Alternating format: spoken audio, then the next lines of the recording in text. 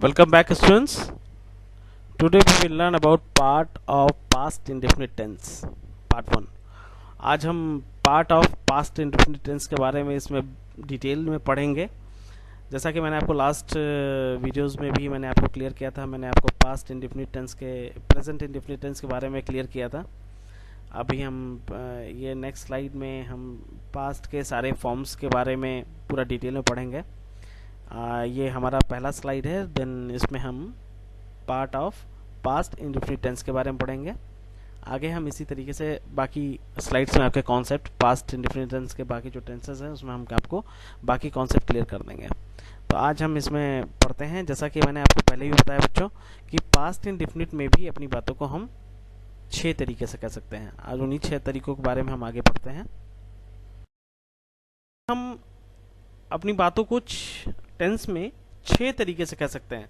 That is first one is affirmative, second one is negative, third one is interrogative, fourth one is interrogative negative, fifth one is question word and last one is question word negative. आज हम इन सबको किस तरीके से इनके structures और इनको कैसे ट्रांसलेट करेंगे उसके बारे में पढ़ाएंगे आपको. एंड लास्ट वीडियो में भी मैंने आपको जैसा कि बता रखा था कि स्ट्रक्चर्स सभी के सेम होते हैं. आपने बस चीज़ों को उसके हेल्पिंग वर्ब्स चेंज होते हैं, स्ट्रक्चर नियर अबाउट सेम ही होते हैं और उनके हेल्पिंग वर्ब्स चेंज हो जाते हैं बच्चों और वर्ब के फॉर्म्स चेंज हो जाते हैं.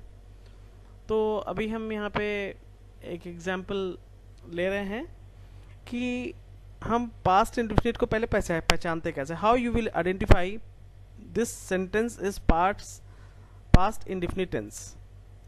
लाइक जिस वाक्य के अंत में या ये आते हैं वहां पे पास्ट इंडेफिनिट टेंस होता है. अफर्मेटिव में जो इसका स्ट्रक्चर होता है वो क्या होता है, सब्जेक्ट प्लस वर्ब का सेकेंड फॉर्म प्लस ऑब्जेक्ट. ये आपको मैंने टेंस पढ़ाते समय मैंने ऑलरेडी आपको बताया. That is simple sentence.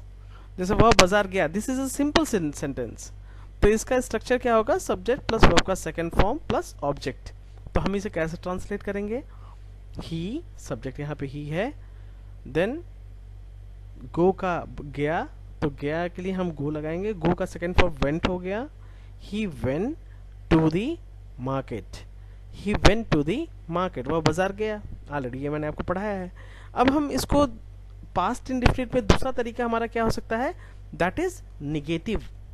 Right, negative में हम अपने इसी पास्ट इंडेफिनिट अपनी बात को कैसे कहेंगे, वह बाजार नहीं गया. अब देखिए यहाँ नॉट आ गया.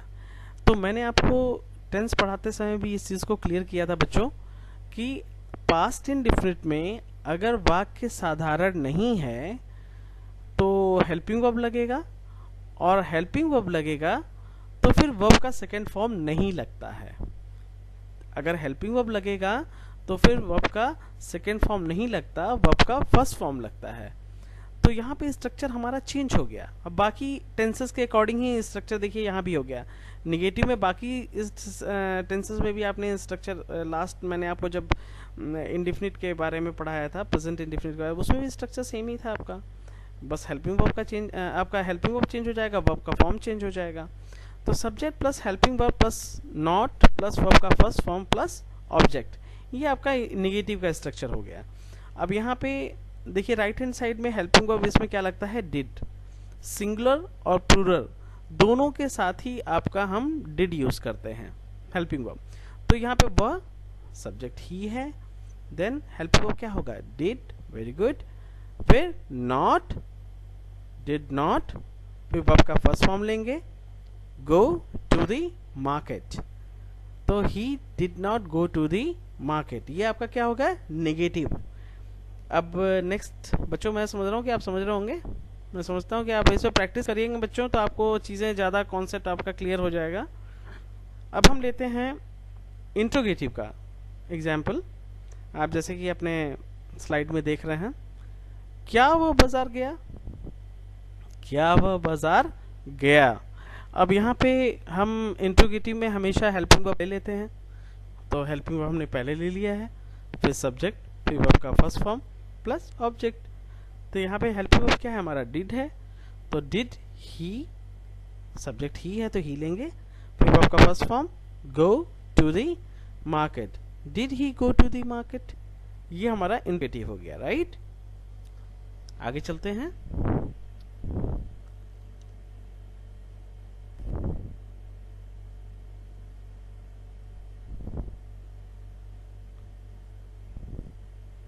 क्या वह बाजार नहीं गया, क्या वह बाजार नहीं गया।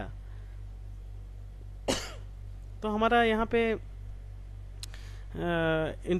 अपना हेल्पिंग वर्ब पहले आ जाएगा, फिर सब्जेक्ट, फिर नॉट प्लस वर्ब का first form plus object.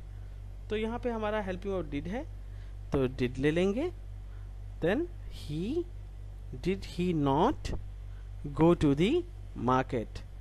I hope all the students are getting the things. Please students, I am requesting you, please make some more examples, translate some more examples. How much you will practice, that much you will clear your concept. Next लेता हूँ मैं, that will be question word, right. Question word में कैसे पहचानेंगे, question word में वह बाजार क्यों गया। अब यहाँ पे देखो, आपको एक सिमिलैरिटी मैं आपको बता दूं बच्चों, कि आपका इंट्रोगेटिव में जो स्ट्रक्चर था वही स्ट्रक्चर देखिए आपका क्वेश्चन वर्ड में भी है। आप जब नेक्स्ट स्लाइड, लास्ट स्लाइड में जाएंगे तो उसमें इंट्रोगेटिव में स्ट्रक्चर हमने क्या लिया था, helping verb plus subject plus verb का फर्स्ट फॉर्म प्लस ऑब्जेक्ट, यही तो था आपका इंट्रोगेटिव का स्ट्रक्चर। तो इसमें और क्वेश्चन वर्ड में क्या डिफरेंस है, आगे क्वेश्चन वर्ड हमारा बढ़ गया, राइट। कुछ क्वेश्चन वर्ड्स होते हैं बच्चों, like how, when, why, these are question words, जहाँ पे आपको पूरा का पूरा जवाब देना पड़ेगा। बाजार क्यों गया, भाई ऑब्वियस सी बात है, उसका जवाब यस या नो में तो हो नहीं सकता इंट्रोगेटिव की तरह। यहाँ पे आपको बताना पड़ेगा भाई वेजिटेबल्स लेने गए थे या सामान लेने गए थे या जो भी व्हाटएवर जो भी रीज़न रहा हो। तो यहाँ पे क्या हो जाएगा, अब इंट्रोगेटिव वाला ही स्ट्रक्चर देखिए अगेन ट्रांसलेट भी हुआ है, did he go to the market, यही तो इंट्रोगेटिव में था। तो क्वेश्चन वर्ड में क्या हुआ, वाई ऐड हो गया, why did he go to the market. तो इसमें बहुत ही, अगर आपको इंट्रोगेटिव और इंट्रोगेटिव नेगेटिव का अगर स्ट्रक्चर लर्न है, अगर वो समझ में आ गया है, तो क्वेश्चन वर्ड और क्वेश्चन वर्ड नेगेटिव में भी कुछ रह नहीं जाता है बच्चों, उसमें बस क्वेश्चन वर्ड आगे बढ़ जाता है। अब लाइक क्वेश्चन वर्ड नेगेटिव का ही स्ट्रक्चर उठाते हैं, लेते हैं, वो बाजार क्यों नहीं गया। अब देखो बच्चों, सबसे टॉप पे आप देखिए, पहला एग्जांपल जो हमने इंट्रोगेटिव नेगेटिव का लिया था, तो उसमें स्ट्रक्चर क्या था, helping verb plus subject plus not plus verb का फर्स्ट फॉर्म प्लस ऑब्जेक्ट, यही तो था। यही देखिए आपका क्वेश्चन वर्ड नेगेटिव में भी है, उसमें हमने बस क्वेश्चन वर्ड को आगे ऐड कर दिया है, question word plus helping verb plus subject plus not plus verb का फर्स्ट फॉर्म प्लस ऑब्जेक्ट, यही आपका स्ट्रक्चर है। अब इंट्रोगेटिव वाला ही आप सेंटेंस जो आपने ट्रांसलेट किया है वो देखिए, did he not go to the market, वही नीचे है हमारे क्वेश्चन वर्ड में, did he not go to the market, बस क्वेश्चन वर्ड हमने आगे ऐड कर दिया, right. Why did he not go to the market. I think बच्चों आप इस चीज़ को समझ रहे होंगे, थोड़ी सी टेक्निकलिटी है, अगर आप इसके टेक्निक को पकड़ लेंगे तो फिर आपको फिर टेंस और पार्ट ऑफ टेंस में कुछ रह नहीं जाता है। इस पे आई थिंक बच्चों आप लोग समझ गए होंगे। अगर आपको कोई डाउट रह गया है फिर भी, then you can call me, you can WhatsApp me, I will make you understand all the things, right? Thank you so much बच्चों।